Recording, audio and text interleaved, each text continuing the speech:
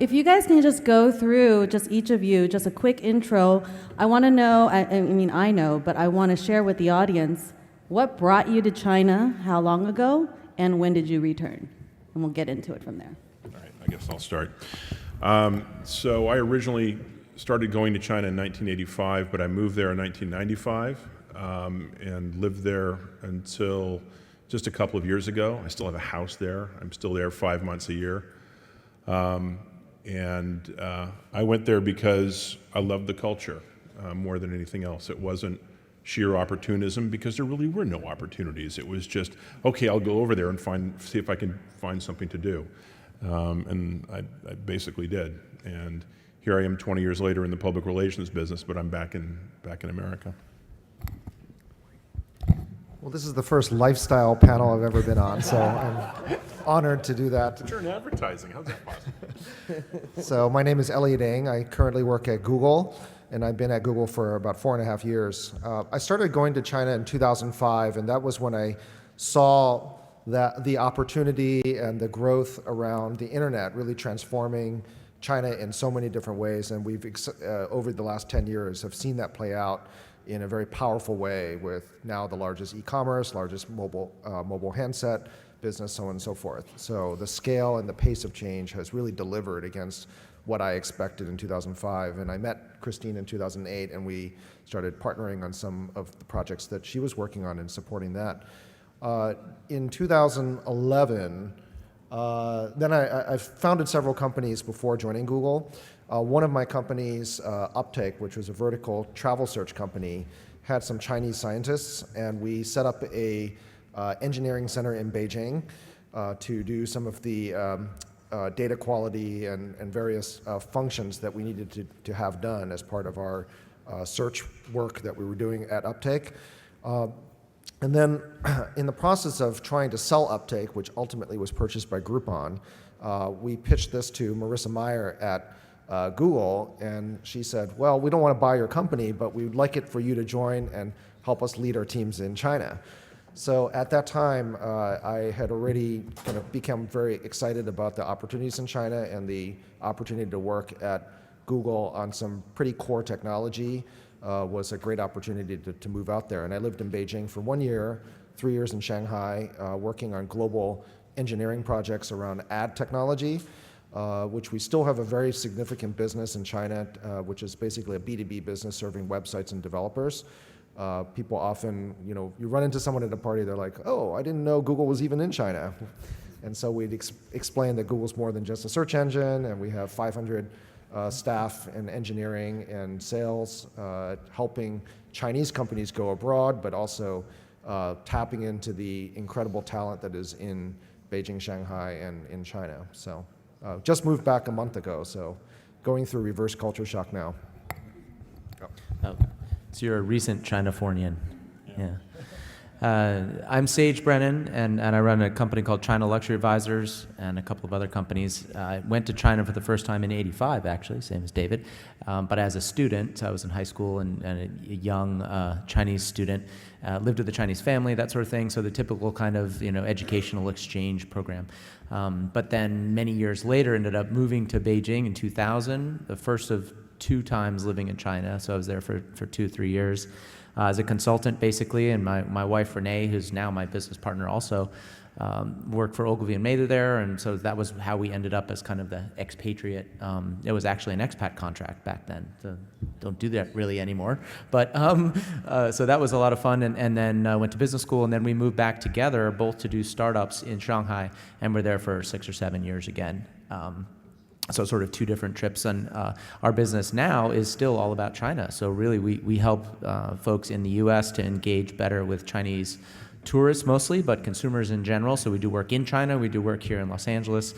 We're actually, by the way, my wife is upstairs doing a kickoff meeting for the city of Pasadena. So we work a lot with the LA tourism folks as well as retailers here, New York office and Paris office as well. I also did 2 trips. Gabriel Grisham, I'm head of growth at Nihaopei. I first went to China in 2001, straight out of undergrad, and the only reason I went really was because I'd studied Chinese for 3 years at undergrad, and that was hard, and I didn't want to lose it. And I went just with the goal of staying for 2 years if I liked it, and 2 years turned into 5. And then I came back in about '06, went to business school, and then straight out of business school I went back and was in Shanghai for 4 years, 2010 to 2014. Came back about a year ago and happily found Nihao-Pay. And so our focus is also all about Chinese consumers, but we facilitate e-commerce transactions for UnionPay as well as Alipay. And I'm going to jump into, because I am relevant to this panel, and it's going to segue into the next question that I have. So 20 years back and forth between China and Los Angeles. Grew up here, as you can tell from the LA accent when you speak to me in Chinese. But what I am most excited about is spent 5 years in Shanghai, 99 to 2004, came back in 2004, so over 10 years ago. And I'm so excited because I feel like I've been waiting 20 years for this to happen. I'm like, whereas in the 90s and the early 2000s, it was all about global companies and how they go into China, and you walk into a bookstore and there's, books and books from China experts on how to do business in China, how to give your business card, how to, close a deal and all that stuff, and how to drink. That's the secret chapters in all of those books. So that aside, though, we're at a shift right now. I don't know if you guys have noticed, but I actually think we're speaking to the choir. In the last several years, it's like the tables are turning, and it's so exciting to start seeing Chinese companies going global. And they're facing very similar issues when they do that. When many of us have Chinese friends who are also in the process of taking their companies global into the US market, Europe, and South America, and it's not easy for them. So this cross-border conference and these opportunities to connect are actually perfect for us to share that insight. And again, just starting with you, David, if you can just touch upon what you see in the next couple of years, both from, if you want to talk cross-border relations on a geopolitical level, or that tied into just how that's going to affect business, what are the opportunities you see and challenges of China going global? Well, I think you touched on something really important, Christine. And look, arguably, we're probably the least interesting panel today because you've got, 4 American guys who've been over to China and come back, and you're probably thinking, oh, they're just going to talk about how tough it was to reintegrate. That's not even the point. The real issue here is this. Everybody on this dais has come back from China, and we're still in China. I mean, we're still doing business with China. We're still doing China stuff every day. We're an example of this larger phenomenon that's taking place, and that is China is no longer constrained to the physical border-constrained part of the world that we think of as the People's Republic of China. China is now everywhere. Duncan Clark, right, jokes about this being Chinafornia now, and that we're all Chinafornians. Well, it's true. I know Xi Jinping would love to hear me say this, but China's borders don't really matter. China's here. You don't have to go very far from this building to realize that China is right here in the San Gabriel Valley. It is right here in Los Angeles. China has globalized. And the fact that we're here doing China business, living lives with our families, some of which are Chinese, speaking Chinese, or sending our children to school to learn Chinese in California, says that something's very different. China invades boardrooms, China moves markets, China disrupts industries. And here's the interesting thing. For those of you in here who are under 30, how many people in here are under 30 years old? Okay, a fair number of you. You have an advantage over my generation and I guess Sage's generation and yeah, okay. I didn't want to say it. I'm older okay. than I look, so Elliott's you can generation too. If we wanted to do stuff in China, we had to physically go across the Pacific, and we had to live in China. And so, people look at me, wow, what was it like to live in China for 20 years? Well, that was the only way we could do it. The next generation is going to be able to do China business without ever leaving America, or without ever leaving Europe, or without ever leaving their home country. And that's the big shift that's taking place right now. And to me, that's what's really interesting, and that's what this conference is all about. Yeah, maybe I can add something. One of my roles at Google, I had been selected as one of 2 people that led a strategic review of China to Larry, Sundar, and the key executives. So twice a year we'd go and give a presentation and have a discussion about our strategic options beyond ads, which is already a business that we have. I can't tell you all the specifics of that. Oh, come on. But one of the interesting things is that at the beginning, it was very much, and this was after the 2010 blog post and the pullout of search from China, there was a lot of reticence to talk about the subject of China. But more recently, people have been coming to me. I've definitely had a lot of outreach from every single business unit at Google to investigate China as an option. I briefed the search leaders, Amit Singhal and his team, on WeChat and the way China, I think people are realizing the insights that you can get from looking at the China market and how consumer behavior has evolved in China, and apply that on a global basis. So for example, in the last month, I've been asked to come up with China-inspired ideas for the emerging markets. And so I have a spreadsheet of 38 ideas that basically are copy from China to adapt to, of course we're not going to copy it, but adapt to the different markets that are out there that are going to be the next China. India is maybe a fifth the size and maybe 5 years behind China, but even if they're 5 years behind China, that's a pretty interesting run that you're going to see in India, Indonesia, and these other countries. And China is obviously, like you said, everywhere. And the interesting thing is that the Chinese companies have been much less successful in those countries than I would have expected, having seen these products been adapted for a really diverse group of consumers, of rich consumers and poor consumers, mobile-first consumers. You'd think that BAT would be much more dominant in the emerging markets than they have been, and it's actually been a very interesting battleground for both American companies and Chinese companies to be successful there. And by BAT, I think you mean Alibaba. Baidu, Alibaba, Tencent, so Xiaomi. no. Yep. Not Big British three. Americans back out now. The other bad. How about you, Sage? What do you see in the next, and especially, you know, it's interesting because Sage and I have worked on a number of projects together in that emerging outbound Chinese space, and I feel like most of our time was more spent giving China 101 lessons to a lot of luxury brands in their corporate headquarters in New York. But what are some of the things that you talk about when you are trying to explain just what the potential of this market is, and to David's point, no borders? Yeah, I mean, I think, you know, I often give you credit for it. I don't remember which of us came up with it, but we always said that China is no longer a geography, it's a demographic, right? We And could it both really take is. credit for it. I think you said that.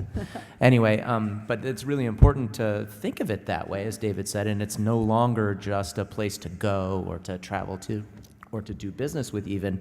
The stuff that Elliott's been doing at Google is global, truly, right? I mean, it's not like you've been doing anything for China, but you are, and you're sort of doing it for everywhere. I think a lot of the things that we do still are China 101. I mean, we're doing that here today, you know, not on this panel, in this building. So as you go forward, that's going to continue. There's still a lot. One of the things that I always say is that as China and the U.S. become more and more interdependent and important to each other, specifically, but also Europe and other countries, almost the less mutual understanding there is. It's just because there's so much more as you dig into this that you need to understand and that you need to get to a deeper level.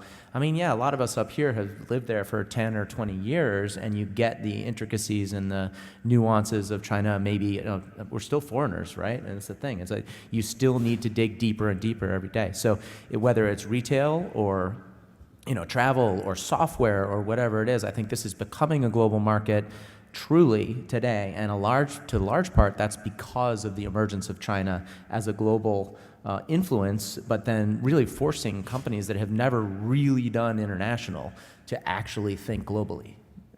And that's been amazing to watch. And I see that, you know, this is the beginning of that. That's great, because beginning meaning there's still time for many people to I think get, so. Yeah.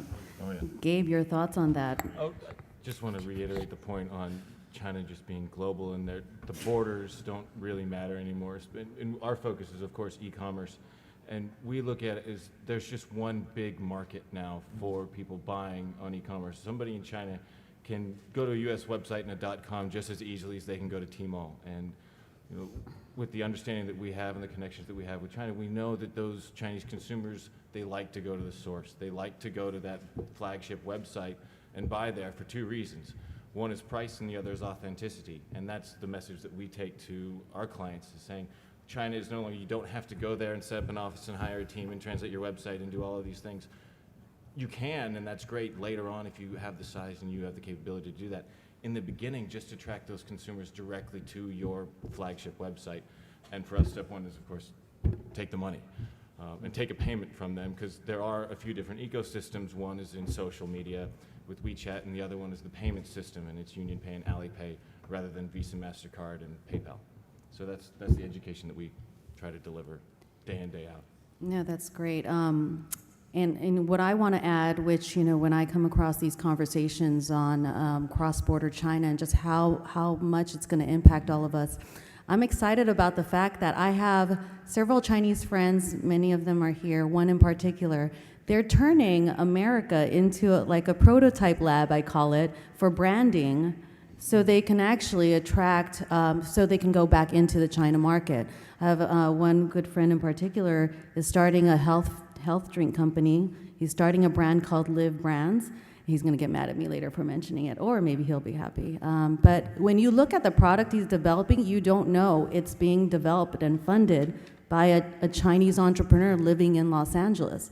And his market is going to not be America. I mean, sure, we'll get into the Whole Foods, and then validate it here, have a celebrity hold it. But he's got all the distribution and all the network in place in China to take that drink back there. So I thought that was fascinating. I would love to hear, with just 6 minutes, right? If you can just share, any of you just jump in, what are some interesting anecdotes you're seeing as to how Chinese entrepreneurs are leveraging their cross-border, experience for their market by being here?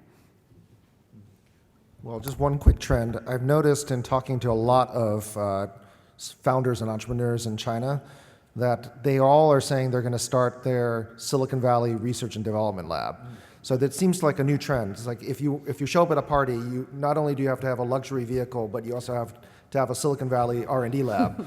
And I think many of them are underestimating how hard it is to hire and retain people and truly globalize and make those teams successful.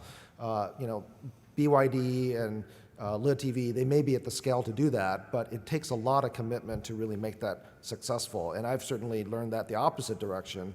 Also very hard to manage a remote development effort, both as a startup and also at Google, making sure that our teams in Beijing and Shanghai are successful.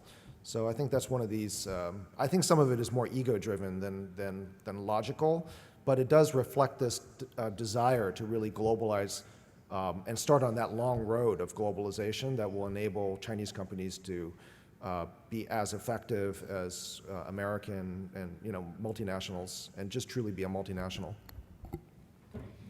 There's one entrepreneur that I'd like to talk about. It's a company called Unique Aviation, YUNEEC International. And here's a Chinese entrepreneur based out of Kunshan, outside of Shanghai. And he has created the first all-electric passenger aircraft in the world. Two-seater, fantastic airplane. If you're at 10,000 feet and you run out of, and you're out of power, you can glide for 50 miles, okay, before you have to find an airport. Unbelievable technology. But because of the strictures in China, he can't find good aeronautical engineers, and he's not even allowed to test fly his aircraft in China. So what is he doing? He's over here at El Monte Airport doing all the test flying for this, and it's so good that the FAA has actually asked him to write the regulatory specifications for electric passenger aircraft. That's what's amazing. And so what I think you're going to see is that China is going to become more innovative, but the laboratory, as we've all been talking about, is going to be right here in the United States, in California. This is where the innovation will happen, but the market and the other interesting things in the manufacturing will probably actually happen in China. Yeah, I mean, I think there's a number of reasons why we're seeing that too. And one is startups are difficult anywhere. Obviously, I think they're probably arguably more difficult in China, at least in my experience. And I know that running 3 or 4 companies here in the U.S. is roughly equivalent to running one and badly in China, in my case, right? So I think that to a certain extent you can experiment in this market a little bit easier because there's a little bit more welcome to some kind of upstart experimenting and the ability to build a small company into a big company, which we see in China a lot, but that's a very small number of the cases that are successful this way, right? I mean, most of the successful entrepreneurs in China haven't been in tech, they've been or in development or in innovative companies, they've been in manufacturing or in other things like that. They've been about building scale, not necessarily about going around barriers, that kind of thing. So I think as people come to the US, and what I see in entrepreneurs who come here when I meet them from China is this real willingness to experiment and do things that they probably wouldn't do in China. Because honestly, they would see too much risk. They would have someone, chipping at them from the side and throwing them under the bus every 5 minutes and not able to actually succeed in anything. And whereas I think sometimes here it can be a little easier, and also the market maybe is a bit more kind of accepting of new products and things like that. So anyway, that's an interesting trend, I agree. Yeah, I'd absolutely just point to the CEO of Niaopei, is Yunbo Wang. Here's a guy that grew up in China. He came over here for undergrad. He's now the CEO of a company that we're really trying to combine the best of both worlds. That is the... and your team reflects that too. You guys are a very global team. We are a very global team. We speak Chinese in the office, I'd say, half the time. But it's a company that we're trying to combine, the startup mentality of Silicon Valley with the work ethic and as well as just the numbers of China and the sheer growth that's possible. And so it's a really fun ride. Yeah, and I want to share something with you along those lines. Jing, she was just up here, founder of Elamoon, but she's also my partner in crime. She calls it Mafia. You guys are all part of that, by the way. You just don't know yet. We have a delegation that is actually visiting here from Shenzhen, specific for this conference as well as the next few days. And I just wanted to point out how this shift is happening. And so I would like to thank the Fashion Technology Industry Accelerator for joining us today from Shenzhen, and this is why we arranged the simultaneous translation.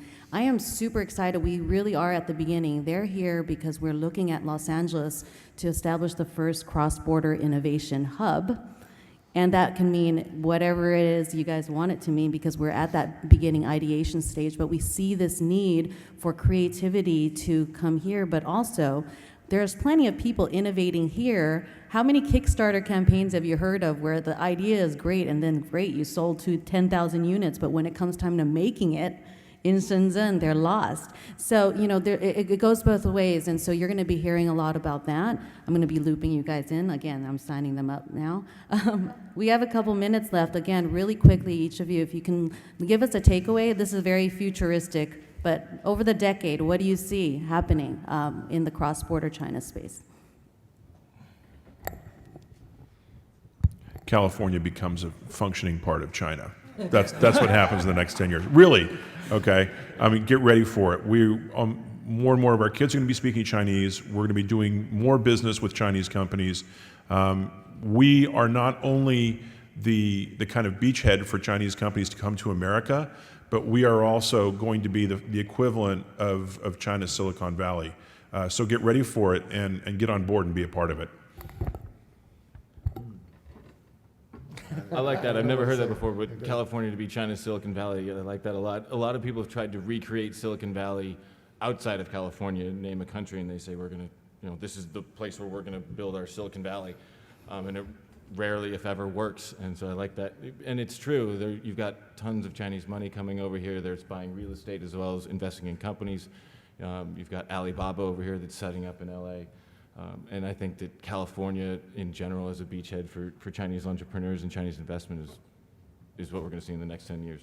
And I agree, and I think it's going to be organic, right? That's what's so interesting, is that people are not trying to make a Silicon Valley of China anymore. It's just happening around the world. I mean, that's partly California here. It's driven by lifestyle and by the ability to get 50 flights into LAX from China or whatever it is. A lot of things are happening that are building that base that you need, and there's more tourism, and the visa situation is finally straightened out, and payments are getting figured out, at least in retail, but other things are following, right? And I think that's all backstory for this. And there's no question that over the next 10 years, as David said, I think this is going to be the decade of California and China. Great. One takeaway I want to say here, I was just recently invited by the Fashion Technology Industry Accelerator to visit Shenzhen, and I said the same thing there, but it's relevant here. I said that America actually in the next decade cannot innovate without China. And that's a really bold statement, but what I mean by that is look at the market there, the consumers, whether you're selling something, you've got to include China as the consumer, the global consumer, whether you need their funding. You know, a lot of stuff in Los Angeles and in the US is actually funded by Chinese money and bought, you know, buildings are being bought, companies are being bought, people don't even realize that. So America, I think over the next decade cannot innovate without China. And one last reminder, you don't have to go to China to make these connections. We have 350,000 Chinese students in America studying here over the next and spending 4 or 5 years and maybe, you know, on to grad school with us here. And I always feel this, there's this wall that we put up as Americans in terms of just having them in our classes and in our, you know, coworkers in our companies or just amongst us in our neighborhoods. It's such a waste for us to not see it when we see this, you know, because we've been on the border, to not take advantage of it. So that would be my takeaway, and I want to thank everyone for listening to our hot pot conversation.